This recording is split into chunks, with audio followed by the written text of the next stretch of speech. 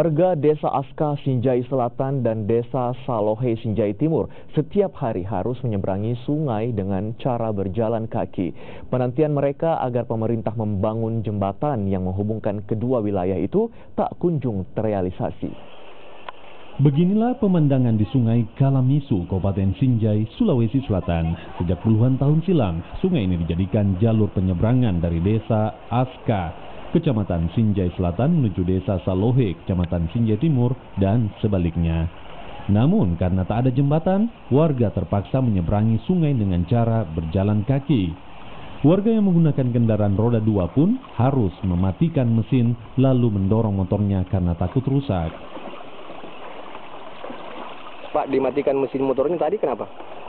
Supaya tidak masuk air di saringannya motor. Oh, jadi kalau setiap nyebrang matikan dulu mesinnya? Setiap motor nyebrang sini kalau tinggi air. Menurut warga, janji pembangunan infrastruktur jembatan sudah seringkali mereka dengar. Hanya saja, hingga kini belum juga terrealisasi. Selain jalur perlintasan warga, sungai ini juga menjadi akses terdekat bagi para guru yang hendak menuju sekolah di Desa Aska. Masyarakat di sini. Kalau begitu, Pak. Ya, sudah sering dijanji di sini, Pak. Tapi belum ditepati, belum direalisasikan. Ya, belum ada realisasi, saya lihat, Pak. Menurut warga, sudah 4 korban meninggal akibat tenggelam saat menyeberang di sungai ini.